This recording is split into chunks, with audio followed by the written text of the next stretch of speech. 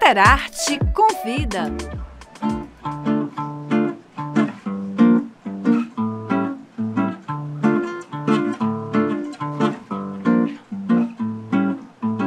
Vem cá, me traz esse calor.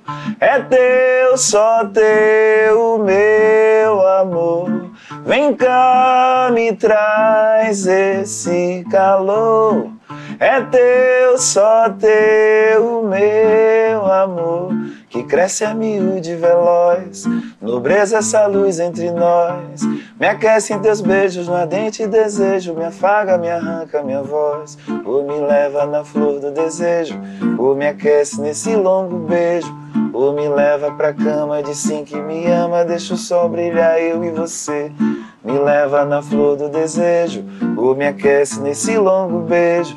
Ou me leva pra cama, diz sim que me ama. Deixa o sol brilhar, eu e você.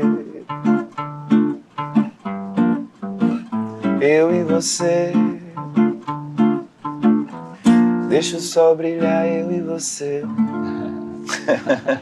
Olá, esse é o nosso Soterarte Convida, que agora é um programa da rádio e da TV Câmara Salvador. Pois é, e eu consegui, desse primeiro programa de estreia, reunir dois grandes artistas, duas pessoas que eu amo. Então o programa está super especial. Você já sentiu aí o clima, a gente começou com Dão Black. Bem-vindo, Dão. É um prazer imenso estar aqui agora com você. Eu quase que nem falava mais nada, deixava você cantar o programa, uma hora você cantando aqui já estava de bom tamanho. Você sabe que é sempre bom o seu convite, ainda mais junto com o Lelo. Pois é, deixa eu apresentar o outro aqui, ó, que eu tô com moral, porque pra tirar esse homem da cama neste horário, diz que só eu mesmo, né, Lelo? Eu já descobri que ele é o homem da madrugada. Artista da madrugada, exatamente. Quando o telefone para de tocar, é a melhor hora pra trabalhar.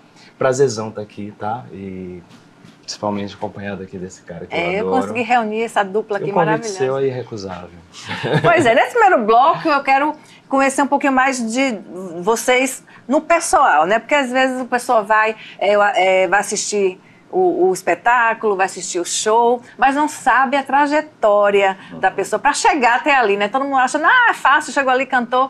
Ninguém sabe a história que tem por trás disso tudo, né? Eu vou começar aqui com o Lelo. Lelo, me conta um pouquinho de como você começou lá em 1900 e bolinha. Pois é, eu no segundo grau eu fazia segundo grau lá no, ainda se chamava segundo grau, lá no João Florencio. E eu era já um cara que, né, atuava no movimento estudantil, atuava no Comitê de Defesa da Amazônia e era muito requisitado para qualquer atividade que tivesse arte envolvida dentro da escola. E aí numa dessas tarefas assim da aula de português que eu tive, era montar um trecho da peça de Dias Gomes, O Santo Inquérito. E aí, quando acabou a apresentação, eu tinha interpretado o padre dessa peça, o professor me chamou e disse, você já sabe o que você vai fazer no vestibular? E eu falei para ele, ainda estava em dúvida, né, entre jornalismo ou artes, mas não sabia exatamente qual. E aí ele falou, você tem alguma coisa de ator aí que você precisa, né, desenvolver, pesquisar, enfim. E aí eu me inscrevi, tive a coragem de me inscrever no curso livre do TCA, né? O TCA estava abrindo o curso livre em 1982. Eu me inscrevi, tinha uma banca de professores, de mestres maravilhosos assistindo o teste. Fiz o teste e aí o bichinho do teatro me pegou. Eu, na verdade, fiz vestibular para Ciências Sociais, cursei até o 4º ano, mais ou menos, depois abandonei porque o teatro me resgatou, me pegou. Que bom, graças a Deus. Deixa eu fazer a mesma pergunta aqui para Dão, como é que você se descobriu na música?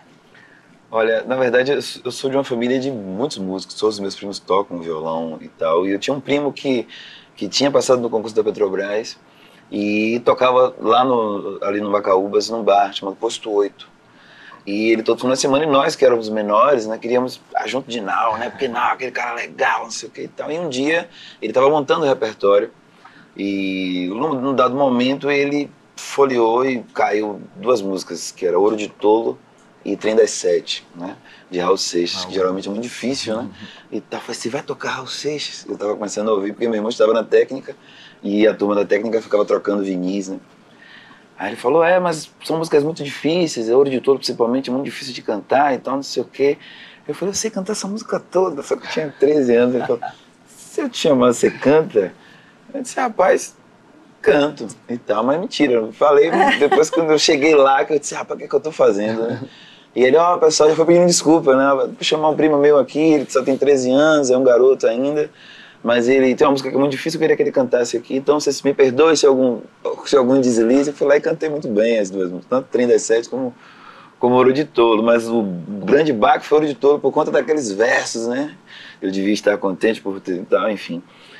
E aí saio do palco e a galera falou, você tem que cantar, você tem que cantar, você tem que voltar a cantar. Aí caio na escola, eu sou do Anísio Teixeira, eu, Lázaro Ramos, então Lázaro, nós tínhamos um professor chamado Albérico, que era o professor dele de teatro.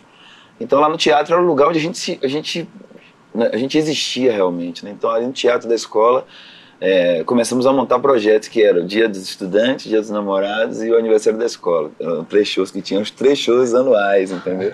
E ali eu fui me aprimorando. Depois fui pra noite e aí nunca mais eu saí. Mas você já tocava também ou só cantava? Só cantava. E aí vi também que eu precisava tocar violão, aí fui atrás do violão. Depois descobri uma veia de compositor, né? Eu mostrei uma música pra vocês nova, que nunca foi, que é Brisas. E aí comecei a compor, né? Então misturando com o processo da leitura, que ajuda muito pra gente produzir, né? E aí a vida me levou para vários países e tal. Então, tipo assim, a arte, ela tem um portal, né? Basta você se inserir mesmo com o seu coração que ela te leva para longe. Pois é.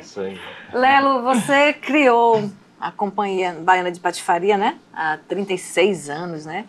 Como é que surgiu isso? Você reuniu os atores e aí daí pra frente vocês começaram a criar? Como foi? Assim, entre o quarto curso livre do TCA que eu fiz, né, que eu falei aqui em 82 e 87, que é a formação da companhia, eu fiz 2 cursos livres seguidos, assim, com o Luiz Marfuzzi dirigindo. E aí eu fiz um texto de Boccaccio, Decamerão, e depois estreei no ano seguinte em textos de Nelson Rodrigues, em Cabaré das Ilusões. Eram 3 peças de Nelson Rodrigues numa só e eu fazia 2 espetáculos dentro. Esse intervalo aí, na verdade, eu fiquei fazendo muita coisa, porque quando acabou o segundo curso livre, ficamos todos sem trabalho, né? E assim, era a era dos grupos. Marfuzzi tinha um grupo, Márcio Meirelles tinha um grupo, Fernando Guerreiro tinha um grupo, e a gente não se encaixava em nenhum grupo. E aí foi esse grupo de amigos que acabou se reunindo e dizendo assim, por que é que a gente não tem o nosso próprio grupo? E como a gente tinha uma química e um riso muito parecido, a gente ria das mesmas coisas, a gente resolveu que a vertente nossa desse novo grupo, né, dessa companhia que ia ser formada, ia ser o humor. E o humor andava um pouco ausente, né? A gente vivia a ditadura, a gente viveu anos muito duros. E aí o humor foi o que trouxe a gente para o palco e engatamos com a Bafabanca, que quase percorreu todos os teatros da cidade, foi a primeira peça, e aí veio a Bufetada, que é o carro-chefe até hoje, está aí. E de lá para cá, 8 peças no repertório, né? Bufetada, claro, é a mais famosa, mas são 8 peças. Na época, quem eram? A formação era eu, Moacir Moreno, que é um dos fundadores, assim, é um cara que a gente homenageia sempre que a gente entra em cena. A gente perdeu em 94, mas ele continua, né, assim, seguindo a gente, com certeza. Fernando Marinho, Frank Menezes entrou logo depois, Ricardo Castro, Lino Costa, Celso Júnior, Péricles Cerqueira. E aí a primeira peça tinha 5 diretores, né? Então assim, era uma salada de fruta, era uma bafabanca mesmo, assim, era como se fosse uma cuba de gelo, de sucos variados, porque a peça tinha vários formatos, né, de interpretação e de encenação. E a Bofetada já foi guerreiro que se identificou muito com o humor que a gente tinha e resolveu trilhar com a gente esse fenômeno, né, que virou a Bofetada, que percorreu 70 cidades do país. E aí foi nos dando coragem para continuar, né? A Bofetada, na verdade, foi o espetáculo que profissionalizou e impulsionou a gente para percorrer o país até chegarmos em Noviças Rebeldes, que aí virou uma comédia musical, com uma história com início, meio e fim, né, um texto americano traduzido, né, Wolf Maia veio do Rio para dirigir, tradução de Flávio Marinho, nos levou até Nova York, nos apresentamos num teatro na Rua 46, que é a Rua dos Brasileiros. Então a história da companhia é essa, teatro infantil, Vaca Lelé, Capitães da Areia, Siricutico, 3 em 1 e Fora da Ordem, que é a peça mais recente, né, estreou em 2014. Vamos falar daqui a pouquinho. Agora eu vou te fazer uma pergunta que eu acho que ninguém nunca fez. Qual é o segredo para a bofetada? Tá 35 anos em cartaz e lotando o teatro e as pessoas... Eu já assisti umas 10 vezes e eu dou risada da mesma forma, com as mesmas piadas. Qual é o segredo, Léo? É a pergunta de $1 milhão, Pois né? é. Porque a gente acredita que... A gente realmente acredita que existe um poder de comunicação ali que é muito forte, com todas as gerações, né? Então, assim, hoje a gente tem no teatro a avó que, né, namorava na época que assistiu a primeira vez, casou, teve filho, levou os filhos e agora está levando os netos, né? Então, assim, a gente já está numa terceira geração de plateia.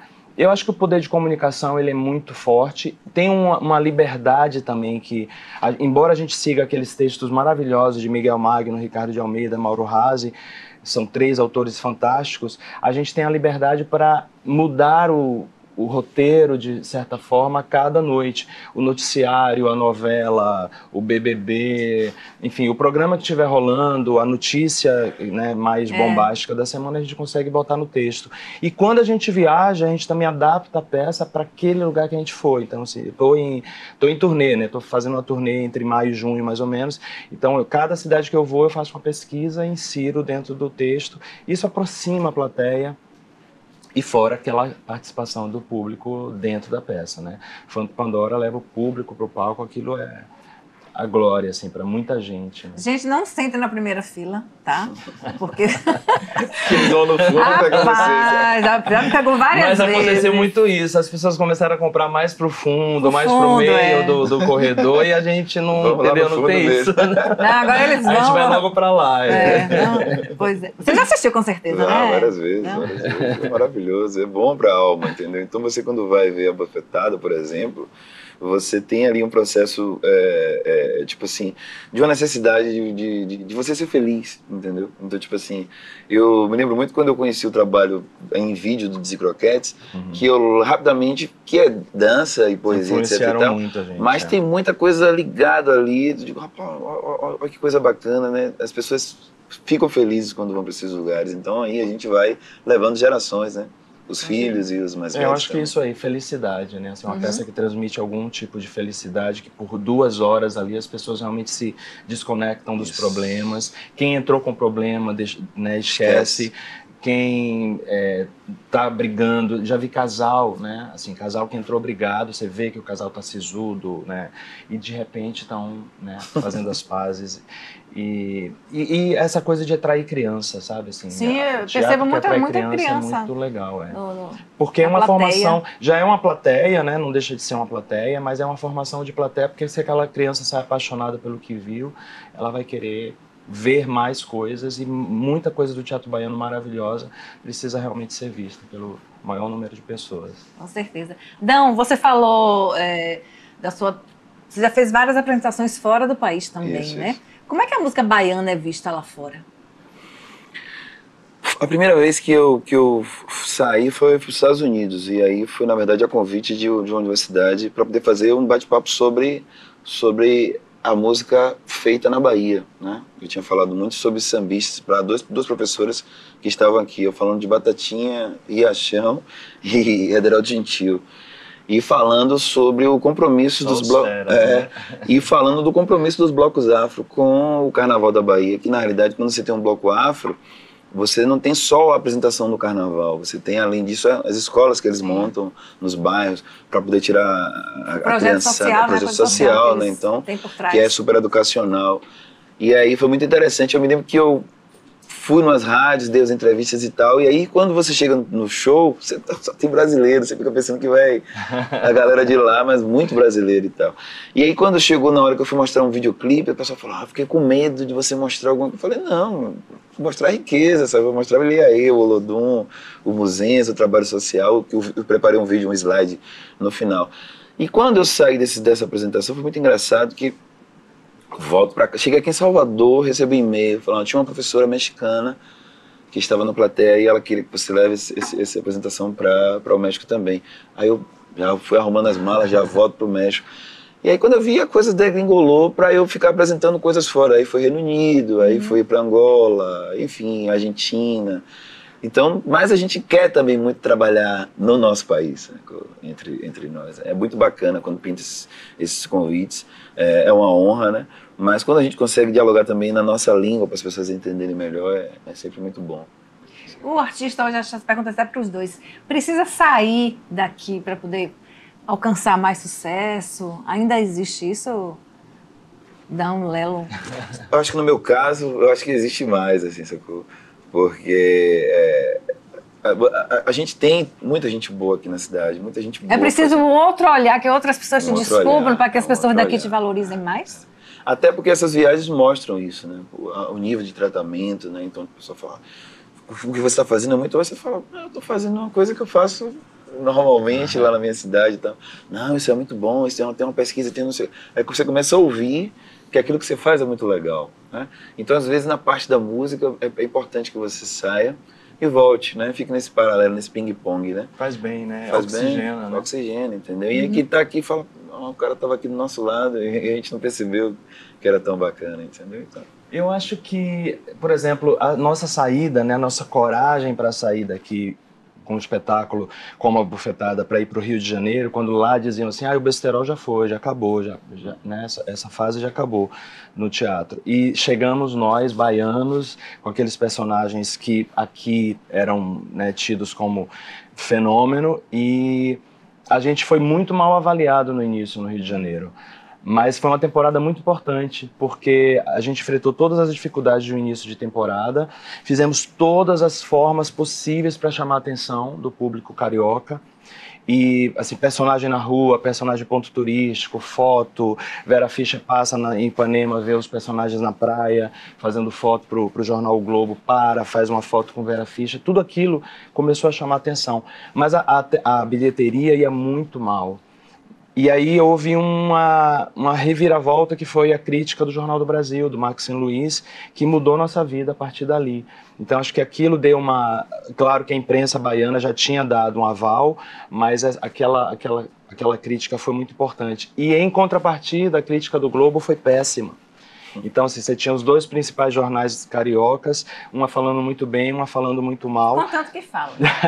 E aí, quando a gente voltou, a gente tinha essa bagagem. O importante que fale é muito bom, porque eu acho que essas críticas construíram a nossa história de certa forma. A que falou mal fez mal pra gente, mas na verdade nos levou a passar uma madrugada discutindo aquilo. Aonde poderia estar realmente o que ela apontava, né? Bárbara Eleodora, que era uma crítica muito, muito, muito temida, né, pelos artistas, e pra gente foi muito importante, a crítica boa e a crítica ruim, pra gente fazer um... E aí quando a gente voltou, acho que o público baiano já tinha uma outra visão, que aí invadimos o programa do Jô, o Sofá da Hebe pelo menos 7 vezes, e aí cada invasão dessa, Serginho Groisman, todos os jornais, Jornal Hoje, Jornal da Globo, Jornal Nacional. Eu lembro que em São Paulo, para chamar a atenção do público, porque a gente precisava mudar de um teatro menor, que era o Teatro Bexiga, para um teatro maior. E aí a assessoria de comunicação dizia, olha, vocês já fizeram tudo, né? Todas as matérias já saíram, vai ser difícil a gente conseguir espaço. E aí tiveram uma brilhante ideia de nos colocar nas margens do Rio Tietê, fazendo um piquenique, assim, toalha quadriculada, sim, frango, farofa, fruta...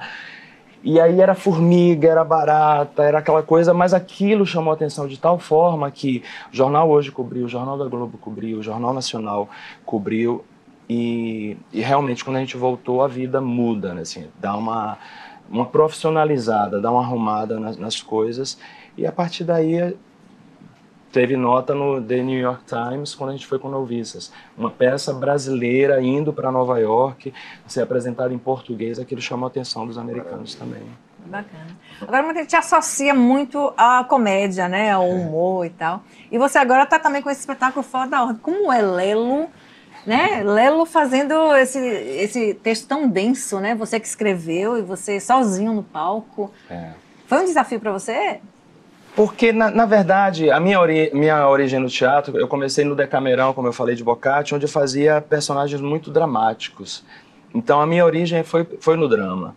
Depois eu fiz Cabaré das Ilusões, onde eu fazia 2 peças de Nelson, uma era uma farsa, eu já fazia meu primeiro personagem feminino, e na outra eu fazia um filho trágico, apaixonado pela mãe, que se mata. Então, a minha origem tem um pé no drama. E aí, depois de tantos anos dedicados à companhia, né, são 40 anos de carreira, 36 deles dedicados à companhia, eu resolvi radicalizar e voltar para a minha origem. Eu queria muito falar desses temas que a gente está vivendo, né, no mundo ultimamente, não só no Brasil: racismo, xenofobia, homofobia, as mais diversas intolerâncias, né, que a gente está sujeito no dia a dia. Então eu escrevi a história dessa família, faço 5 personagens, artistas, né, são artistas dessa família. O pai é um militar torturador, e aí esse conflito, né? Eu começo em 68, quando a ditadura radicalizou com o AI-5, e trago a peça até os dias de hoje. Cada apresentação de Fora da Ordem, ela é atualizada com o que está acontecendo nesse momento no país, no mundo. Então é uma peça que me dá muita... E é uma equipe que eu consegui reunir maravilhosa. Odilon Henriques, Dedeco Macedo, que fez as imagens, né? Misturo na tela de cinema imagens projetadas de Dedeco, que ele dirigiu, e atores baianos maravilhosos. E estou em cena sozinho, mas tem aquela contracena com aqueles atores incríveis na tela de cinema. Mistura teatro, cinema, dança, música. Eu assisti ainda na pandemia, assisti pela internet, né? A versão digital. Né? A versão digital. Todos nós artistas tivemos que dar um jeito. Né? A gente vai falar um pouquinho mais sobre isso. Mas vamos com música, com Dão.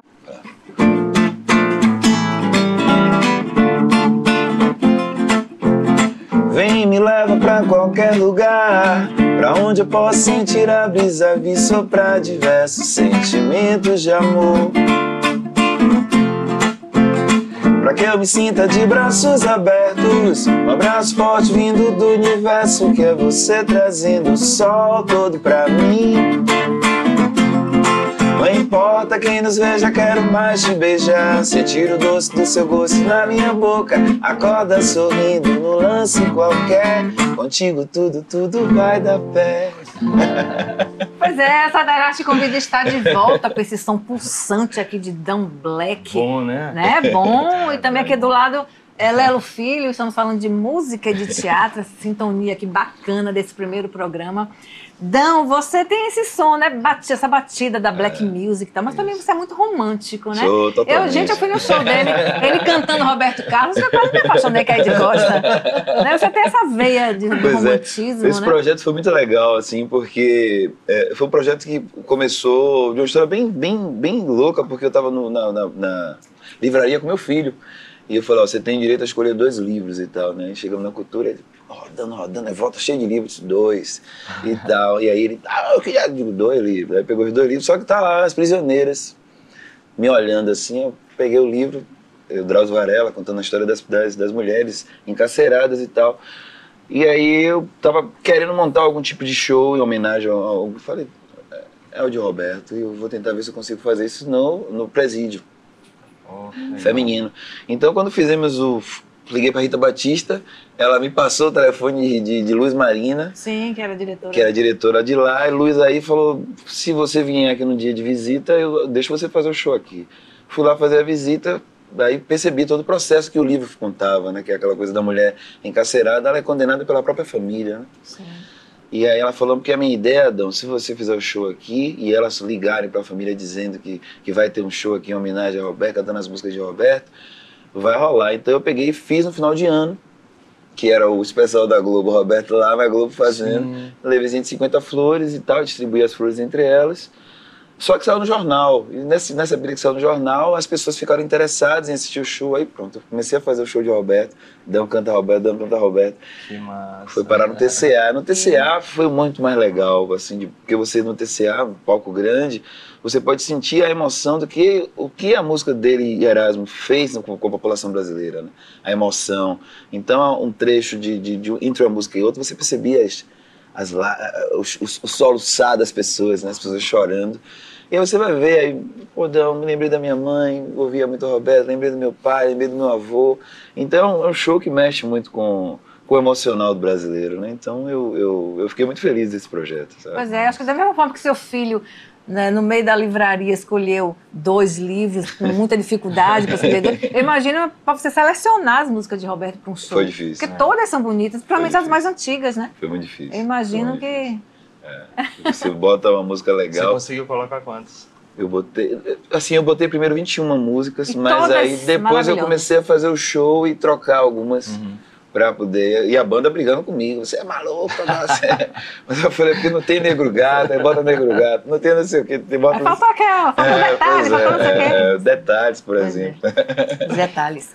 Lelo, para você escrever esse texto Fora da Ordem, você fez uma pesquisa, imagino, uma pesquisa, né, da própria história. Né? Como é que foi?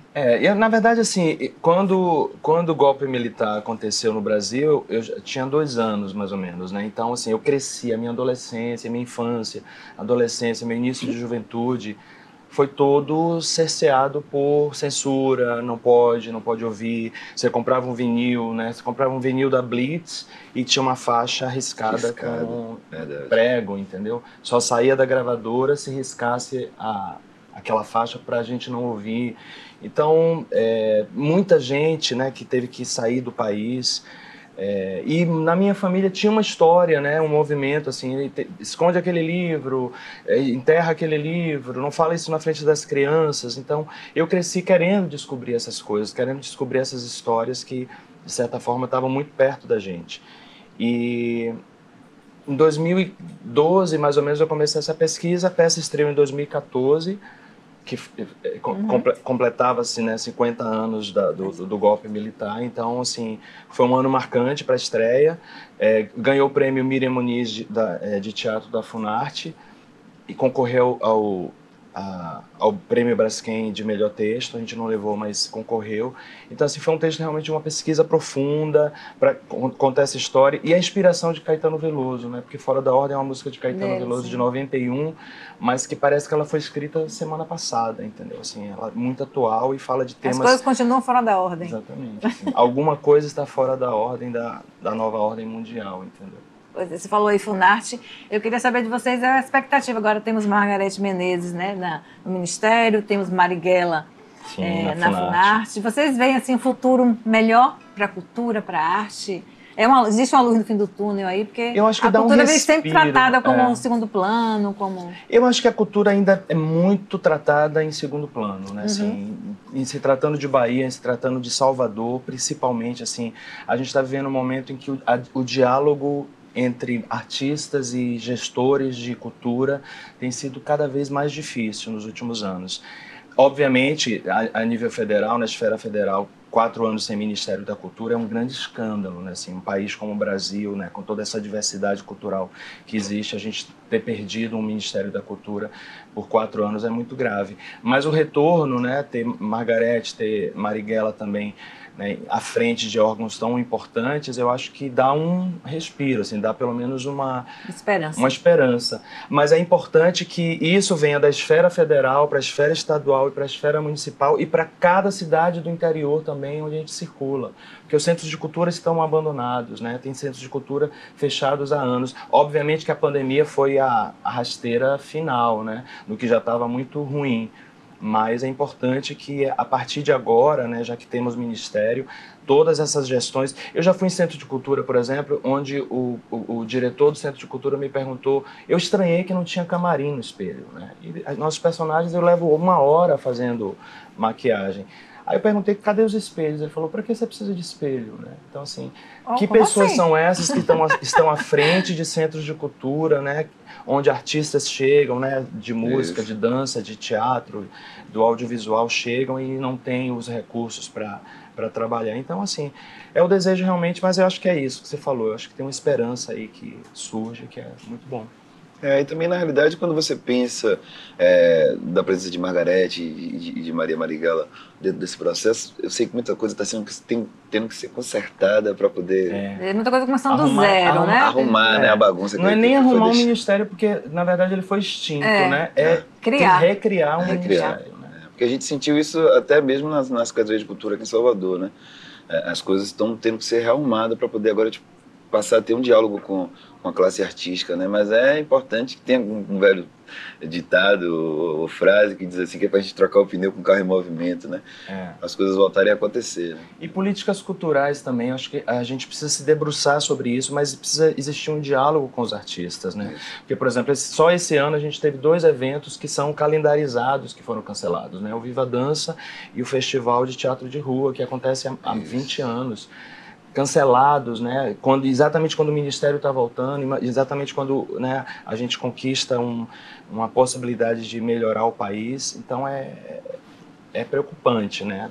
Mas, de novo, eu sou esperançoso, né? Sou otimista de que a gente vai conseguir criar essas políticas públicas para que a cultura chegue a todos, mas que também a verba das empresas, dos departamentos de marketing também cheguem a todos, que se democratize a verba. Porque a verba, ela, na verdade, a grande verba investida em cultura, ela está muito concentrada no eixo Rio-São Paulo e a gente sabe disso. Então a gente precisa que se crie algum tipo de estímulo, de incentivo para que as empresas apoiem grupos na Bahia, no Acre, em Roraima, entendeu? O que eu chamo de periferia, né? Do Brasil. Então, assim, grupos... A gente acabou de perder uma sede, né? A Companhia Baiana de Patifaria acabou de perder uma sede. Perder uma sede, onde eu estava instalado há 23 anos, de 36 anos de companhia, significa perder todo o acervo que eu tinha. Cenário, figurino, fotografia, mídia da era analógica até a digital, enfim, sala de ensaio, só de arquivo de papel, assim, arquivos de história, para contar história, assim, como era que se fazia teatro em 1988, como era que se fazia teatro em 1999, como era que se fazia teatro em 2000. Então, assim, a gente perdeu isso, muita coisa foi para o lixo, e muita coisa eu desmembrei, amigos estão ajudando, né, Galpão, o Wilson Mello está ajudando, pegando umas coisas, o acervo Boca de Cena guardando outras, minha casa virou um depósito também, a casa de minha irmã, outro depósito, então...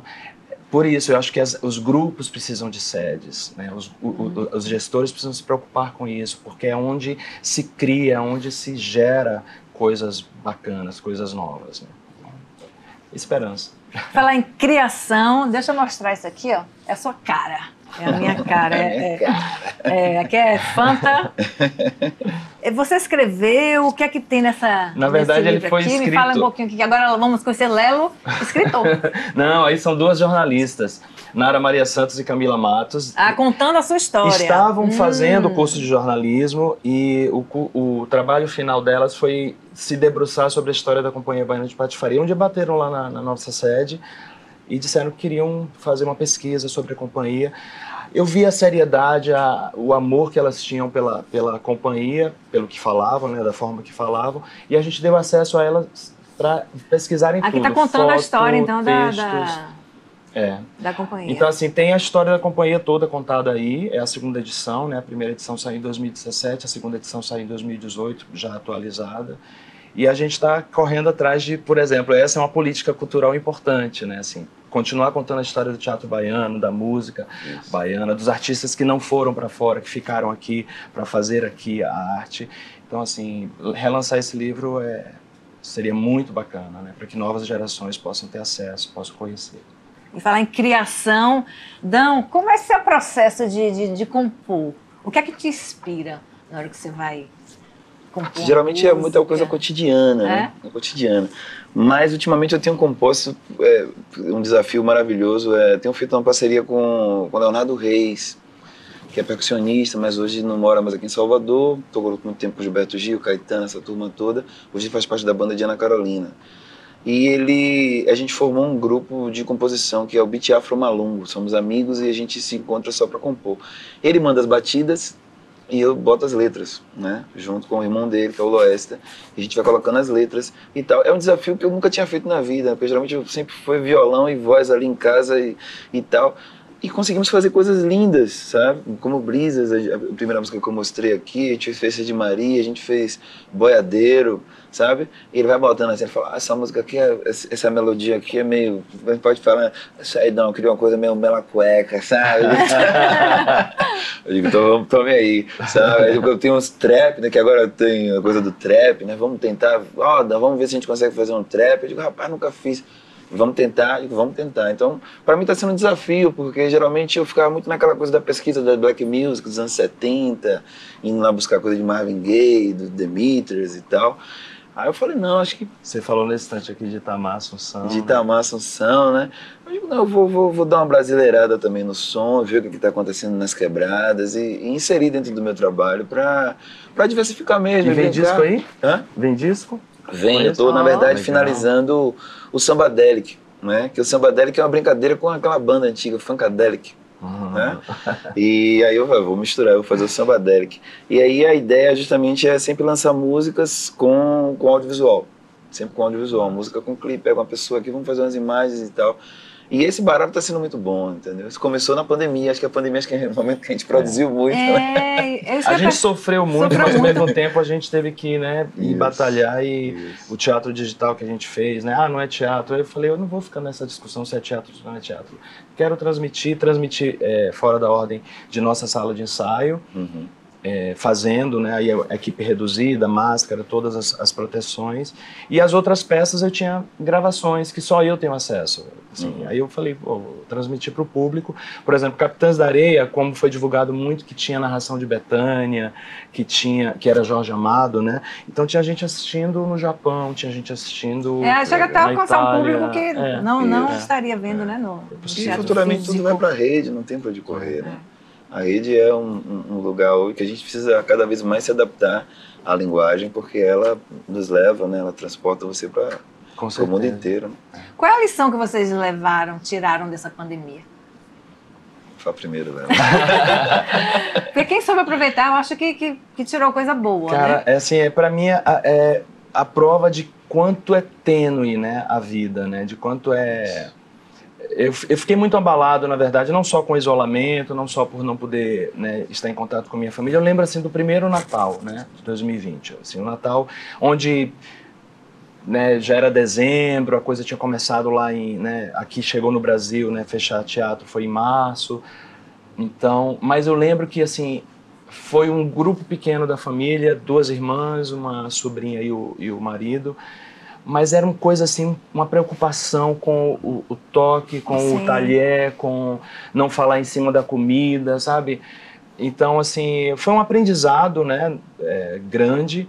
Foi um período também de mergulhar em imersão total, em pesquisar, em estudar, em tentar criar coisas novas. Tive realmente a colaboração de Dedeco Macedo e de Fernando Bittencourt para fazer o teatro digital.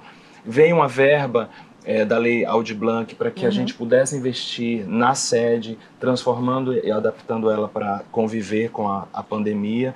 Então transformei nossa sala de ensaio como está aqui esse estúdio, entendeu? Cheio de varas, refletores, parte técnica toda instalada, fibra ótica para transmitir. Então assim, a gente foi meio que tentando achar saídas, mas foi difícil, né? Foi bem difícil e é um aprendizado que fica aí para a humanidade, né? Para se cuidar e respeitar o meio ambiente. Eu sei não. Para mim foi extremamente desesperador. Inclusive, eu acho que eu até toquei para qualquer lugar. Eu me lembro que eu tive um dia que eu estava no quarto assim, falei, meu Deus do céu, aí me veio na mente assim, vem, me leva para qualquer lugar onde eu possa sentir a brisa, sabe? Eu preciso ir para qualquer lugar, né? E imediatamente a gente começou a aprender a fazer clipes através de celular. Né? Então eu pedi a algumas pessoas que acompanhavam o meu trabalho, você toparia fazer uma performance na sua casa mesmo, manda a imagem para mim, que eu vou mandar para o rapaz que é designer e ele vai fazer uma montagem. Acabou fazendo um videoclipe que foi muito bom, mas foi todo feito de celular. Né? Então, tipo assim, foi um processo muito desesperador. Eu me lembro de minha visão de porta, a gente não se vê mais, né? Porque a gente ficava com medo da respiração um do outro. Né? Então, eu senti muita falta do abraço, do contato. Isso fez muita falta. Só que nesse caso, você que já é da arte, geralmente você já vira um ermitão, né? Você está sempre em casa produzindo, então para mim já ficar em casa também foi um pouco tranquilo. Mas o medo só era esse, o medo era da questão dos contatos, de você saber se a onda podia chegar para cá, as notícias chegando de pessoas indo embora, então tudo isso foi muito desesperador. Porque a gente não conhecia tudo era muito, né, ainda tudo muito rápido, desconhecido. Perder pessoas, né, de uma forma tão assim, você não poder se despedir da pessoa, amigos, né, parentes de amigos, foi assustador, né? Eu acho que uma das coisas mais tristes, por exemplo, foi eu ter perdido o zelador do prédio que eu morava. Porque só o nome, o título que ele dizia, Zelador, né, que é o seu Raimundo, foi uma coisa muito difícil, porque ele era um senhor que tinha que chegar lá às 7 da manhã, então ele não conseguia dar conta do trabalho. Então ele chegava às 5 da manhã. Ele falou, Sodão, vou chegar um pouco mais cedo, falava assim, né? Vou chegar um pouco mais cedo, Sodão, porque eu tenho que fazer o capinar lá, e não queria que botasse outra pessoa para trabalhar com ele, porque ele queria... Então deixava tudo lindo. Quando ele faleceu, o prédio virou um lixo, sabe? Então, tipo assim, tem que contratar outra pessoa, e contratava, não dava certo, porque ninguém tinha a mesma energia de seu Raimundo, né? Agora voltou ao normal, mas foi muito doloroso. E eu acho que a coisa talvez mais importante é... Claro que teve muita gente que resistiu a reconhecer isso. Foi a arte que salvou todo mundo, no final das contas, né? É uma série, era música, vídeo, uma música... E as pessoas se abraçaram nas lives. As pessoas, tipo, vai ter live, eu vou assistir. As lives eram... Virou um fenômeno, né? O que seria de nós se não fosse arte? Vocês têm algum projeto ainda que vocês não fizeram, algum sonho que vocês ainda desejam realizar? Na verdade, o meu grande projeto é disseminar minha música no meu país, entendeu? Eu quero conhecer os lugares, os palcos do país. Isso para mim é um sonho muito grande, porque eu viajo muito para poder gravar, né? Eu gravei meu segundo disco todo em São Paulo e tal, mas ir lá, mostrar o som e sentir o que acontece com as pessoas aqui quando eu estou fazendo show, eu quero mostrar isso, Rio, São Paulo e Minas e tal. Isso não rolou ainda, mas vai rolar. 2023 é ano de renovação. Vambora. E você, Lelo? Bom, Companhia Baiana de Patifaria, voltar a viajar, né? Tudo ficou mais difícil para viajar, né? Assim, pagar bagagem, antigamente eu despachava na esteira o figurino, o cenário e tal. E tem um projeto que foi gerado, assim, ele começou a ser gerado na pandemia, que é com o meu personagem da comédia musical Noviças Rebeldes, que é a Irmã Amnésia. Que a Irmã Amnésia tem esse nome porque ela surgiu no convento, ela não sabe de onde veio, quem ela é, e no final da peça ela descobre. Então eu queria fazer a continuação dessa história, né? O retorno de Irmã Amnésia, que se chama Dalva Aguilar, a vida dela. É um projeto de musical também. Olha só, então, né? Vamos aguardar. Tá faltando gente para patrocinar, né? Aproveitar o Soterarte aqui para Isso, para música, para teatro, para dança, para audiovisual, para o teatro baiano, gente, para o teatro brasileiro. A gente está precisando realmente de vocês na plateia e patrocínio para montar nossos projetos. Pois é, e como tudo que é bom dura pouco, já estamos no finalzinho do programa. Passou rapidinho, não foi? Bate-papo aqui. Então eu queria agradecer de coração a vocês, a você, Dão. Obrigada por ter vindo, viu? Eu que agradeço sempre, Liana. Você sabe que você é uma fonte de inspiração. Oh, meu Deus. Essa moça, eu estava dizendo para ela aqui antes do programa começar, né? Como ela é inspiradora, porque ela faz várias modalidades esportivas. É incrível. Eu acompanho, eu fico assim impressionado. Ela tá dançando na pandemia. E foi o legado da pandemia. Tudo comecei na pandemia. Uma coisa boa que eu tirei da pandemia, né? Todo mundo tira uma coisa boa, acho que eu tirei foi isso. Me movimentar e servir de inspiração para esse povo. Aí eu comecei a malhar. Você foi pra minha casa? Aí, tá. Só falta Lelo. E aí, agradecer. Acordar cedo. Mas na verdade, assim, eu malhei durante muito tempo. A academia que a gente malhava, que era uma parceria, o apoio fechou, infelizmente. Mas eu acho que é importante, realmente, cuidar. Eu te acompanho, eu fico impressionado. Assim, eu não lembro quando foi que eu tive uma gripe. A última vez que eu tive uma gripe, graças a Deus. É cuidar da alimentação, cuidar do corpo, né? E da alma. É o meu meio de trabalho, né? É o corpo. Andar com pessoas do bem, ouvir boas músicas. Obrigada, Lelo, por estar aqui. Obrigado mesmo a toda a equipe aqui. Uma honra para mim receber vocês aqui, viu? E agora vamos encerrar com música, e música boa, porque o Soterarte convida a isso. É bate-papo descontraído, né? Essa brincadeira, essa coisa leve e música. Então a gente termina aqui, semana que vem a gente está de volta com outro programa. E agora, Viva o Soterarte! Obrigada a todos! Mais uma feita também na pandemia. Nossa, Seu boiadeiro, eu mandei ele chamar pra resolver. Eu mandei ele chamar pra resolver. Eu mandei ele chamar pra resolver. Olha as crianças, oh, vão brincar de ciranda pra valer, vão brincar de ciranda pra valer, vão brincar de ciranda pra valer, vão brincar de ciranda pra valer. Eu vou dançar no mar, vou navegar no céu, eu vou te tirar pra dançar, fazer do amor da nossa vida o mel, seu boiadeiro. Eu mandei ele chamar pra resolver, eu mandei ele chamar pra resolver. Olha que saia bonita navega no mar, olha tambor vai tocar no seu terreiro. Olha que saia bonita navega no mar, olha que o amor vai pintar no seu viver, seu boiadeiro. É a cura. Eu mandei ele chamar pra resolver, eu mandei ele chamar pra resolver, eu mandei ele chamar pra resolver. Salve, boiadeiro. Que lindo!